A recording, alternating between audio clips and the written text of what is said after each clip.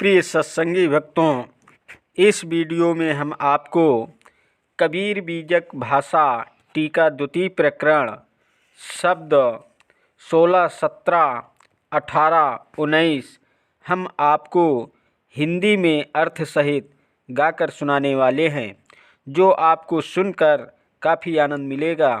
Video के last date तक ज़रूर बने रहिएगा ताकि आपको सारी जानकारी सही तरीके से मिल सके, और बेल वाली घंटी दबाना मत भूलें ताकि आपको सारी नोटिफिकेशन हमेशा मिलती रहे। तो प्रिय भक्तों, सुनिएगा, ज़रूर आपको सुनकर आनंद मिलेगा। रामुर झींझी जंतर बाजय, कर चरण बिहुना नाचय। अकर बिनु बाजय सुने श्रवण बिनु, श्रवण श्रोता सोई। अपाटन सुबस सभा बिनु अवसर, बूझो मुनि जन लोई। इंद्र बिनु भोग स्वाद जिभ्या बिनु, अक्षय पिंड बिहुना। जागत चोर मंदिर तहाँ मुँह से, खमस अछत घर सूना। बीज बिनु अंकुर पेड़ बिनु तरियर, बिनु फूले फल फरिया। बांझ के कोख पुत्र अवतरिया, बिनु पग तरिवर चढ़िया। मसी बिनु द्वायित कलम बिनु कागद, बिनु अक्षर सुधि होई। सुधि बिनु सहज ज्ञान बिनु ज्ञाता, कहीं कबीर जन सोई। हे रमैया दास, राम जो लोग सिर में वजती हुई झींझी आवाज़ को अनाहद नाद करते हैं और ब्रह्म ध्वनि मानते हैं, जो कि केवल नाड़ियों की झनकार मात्र है, जबकि हठ योगी इसे हाथ पैर के बिना होता हुआ नित्य मानते हैं, अर्थात हाथ के बिना बाजा बजता है और कान बिना सुना जाता है।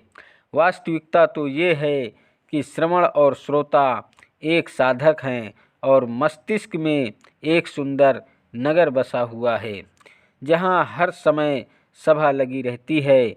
इसलिए हे मुनि जनों योगियों, इसे समझो, क्योंकि यहाँ इंद्रियों के बिना भोग और जिह्वा के बिना स्वाद लिया जाता है। तात्पर्य यह है कि वह शरीर रहित अखंड तत्व है।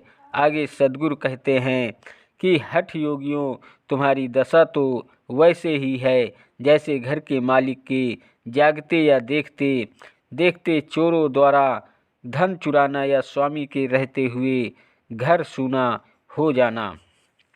हठ योगियों की बातें तो इसी प्रकार हैं जैसे बीज के बिना अंकुर या पौधे के बिना पेड़, फूल के बिना फल, बंध्या के पेट से बच्चा और बिना पैर के पेड़ पर चढ़ जाना, अर्थात हास्यास्पद बातें हैं। तात्पर्य यह है कि निज स्वरूप की स्थित योगियों के शास्त्र ज्ञान से परे हैं, जबकि उसकी याद तो स्याही, दवात, कलम, कागज तथा अक्षरों से हटकर है, और वहाँ बाह्य दृश्य की याद भी नहीं आती। और शास्त्र ज्ञान के बिना भी ये सहज ही ज्ञान निधान है, अर्थात जो अपने सहज स्वरूप में रमता है वही सच्चा ज्ञानी है। राम ही गावे और ही समझावे, हरि जाने बिनु विकल फिरे। अजहि मुख वेद गायत्री उचरे, ताके बचन संसार तरे। अजा के पाँव जगति उठि लागे, सो ब्राह्मण जीव बद्ध करे। आपन ऊंच नीच घर भोजन, हीन कर्म हटि भोद्र भरे। अग्रहण अमावस छुकी ढुकी मांगे, कर दीपक लिए कूप परे। एकादशी व्रत नहीं जाने, भूत प्रेत हठि हृदय धरे। तजी कपूर गांठी विष बांधे, ज्ञान गंवावे मुग्ध फिरे। अच्छी जय साहु चोर प्रतिपालय, संत जना की कूटि करे। कहीं कबीर जिभ्या के लंपट, यही विधि प्राणी नरक परे। कबीरदास जी कहते हैं कि दूसरों का राम नाम की महिमा बताने वाले स्वयं नहीं जानते कि राम और हरि का रहस्य क्या है, और अल्प ज्ञान के कारण भटकते रहते हैं। वेद मंत्र और गायत्री मंत्रों का उच्चारण करने वाले हिंदू समाज के उद्धारक बने हुए हैं, और जो लोग धर्म के नाम पर जीवों की हत्या तक करते रहते हैं, उन्हीं से समाज उद्धार की आशा करते हैं।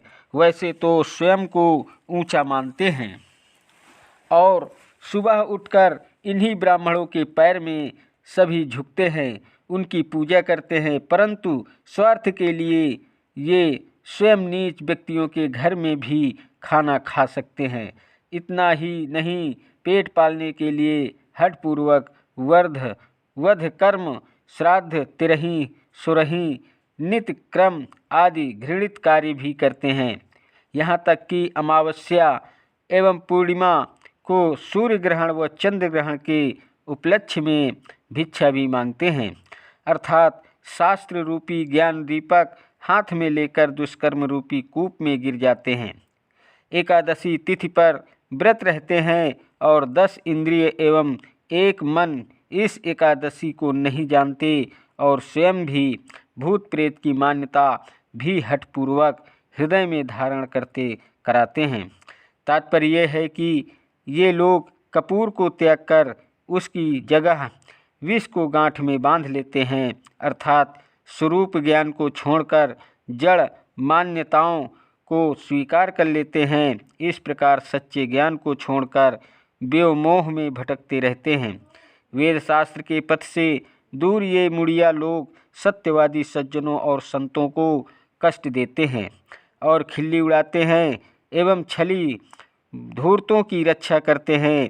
कबीरदास जी कहते हैं कि इस प्रकार जिह्वा के लंपट लोगों का जीवन मलिन होता है और ये स्वयं नरक के गामी होते हैं। राम गुण न्यारो न्यारो न्यारो, प्रिय भक्तों इसे भी सुनिएगा, जरूर आनंद आएगा। अबुआ लोग कहाँ लो बूझे, बूझनहार विचारो। अकेत ही रामचंद्र तपसी से, जिन यह जग बिरमाया। अकेत ही कान भय मुरलीधर, तिन भी अंत न पाया। अमाच्छ कच्छ बराह स्वरूपी, वामन नाम धराया। अकेत ही बौद्ध किनि कलंकी कहिए, तिन भी अंत न पाया। अकेत ही सिद्ध साधक सन्यासी, जिन्ह बन बासु बसाया। अकेत ही मुनि जन गोरख कहिए, तिन भी अंत न पाया। जाकी गति ब्रह्म नहीं जानी, शिव सन का दिक हारी। हता के गुण नर सेवक कई हो, कहीं कबीर पुकारे। जो लोग ये समझ रहे हैं कि अयोध्या शीश एक ही ईश्वर है, तो वे लोग राम की वास्तविकता को नहीं जानते हैं। नाम समझ लोग इसका विचार ही नहीं कर सकते। अगर विवेकवान मनुष्य हो तो समझ सकता है। अनेक अवतार हुए जो ईश्वरता के भ्रम में चले गए थे, परंतु ईश्वर का रहस्य कोई समझ नहीं पाया। वंशी बजाने वाले कितने कृष्ण जैसे महापुरुष हुए, किंतु वे स्वयं ईश्वर का भेद नहीं जान सके। यही नहीं, मत्स्य, कच्छप, वराहन, वामन, बुद्ध, कल्पी आदि अनेकों अवतार गिनाए जाते हैं, परंतु कोई भी ईश्वर के रहस्य को नहीं समझ सके। कबीरदास जी जोर देकर कहते हैं कि ए मनुष्यों, जिस प्रकार ईश्वर का रहस्य साधक सिद्ध सन्यासी योगी ब्रह्मा शिव सनकादिक नहीं समझ सके, उसे तुम क्या समझ पाओगे। जब जंगलों में आश्रम बनाकर रहने वाले मुनिजन सभी खोज करके ईश्वर भेद नहीं समझ सके, तो तू क्या उसे समझ पाएगा। ये तत्तु राम जपो हो पानी, तुम बूझहूँ अखत कहानी। अजागे भाव होते हरि ऊपर, जगत रैन बिहानी। अडाई निहारे स्वनहा डोरे, सिंह रहे बन घेरे। पाँच कुटुम्ब मिली जूझन लागे, बाजन बाजू घनेरे। रेहु मृगा संशय बन हाके, पारथ बाणा में ले। असायर जरे सकल बन डाही, मच्छ अहेरा खेले। कहीं कबीर सुनो हो संतो, जो यह पद अर्थावे। जो यह पद को गाय विचारे, आप तरे अवतारे। सदगुरु कहते हैं कि हे मनुष्य, आत्म तत्व रूपी राम का स्मरण करो और मन की अकथनीय कहानी को समझकर मन को वश में करो, क्योंकि जब निज स्वरूप राम से प्रेम हो जाता है तो मन रात दिन माया से सावधान रहता है और माया रूपी राक्षसी का त्याग कर देता है।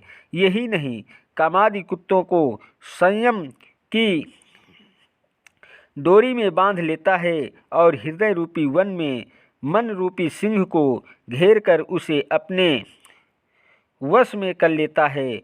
तब पांच ज्ञानेंद्रिय रूपी कुटुंबी आपस में लड़ने लगते हैं। जैसे शिकारी वन में बाजा बजवा कर बलैने पशुओं का शिकार कर लेता है, वैसे ही साधक अनेक साधनों से मन के विकारों एवं संदेहों को ज्ञान बाण चलाकर मार लेता है। ऐसे साधकों के भवसागर एवं संशय वन जल जाते हैं और मन रूपी मछली शुद्ध जल में बचे खुचे वासना रूपी जीवों का शिकार कर लेती है। सदगुरु समझाते हुए कहते हैं कि इस पद का अर्थ करके जो लोग विचार करेंगे वे संयम तर जाएंगे तथा दूसरों को भी तार देंगे।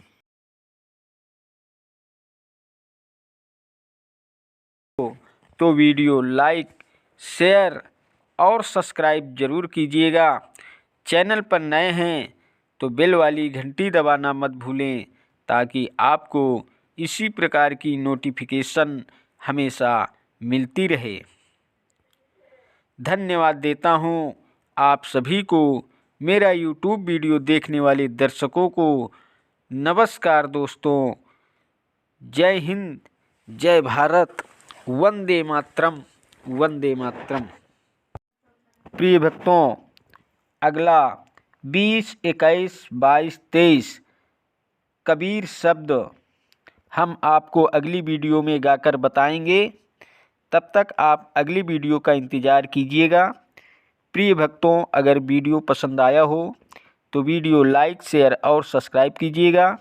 चैनल पर नए हैं तो बेल वाली घंटी दबाना मत भूलें, ताकि आपको इसी प्रकार की नोटिफिकेशन हमेशा मिलती रहे। धन्यवाद देता हूं आप सभी को, मेरा YouTube वीडियो देखने वाले दर्शकों को। नमस्कार दोस्तों, जय हिंद, जय भारत, वंदे मातरम, वंदे मातरम।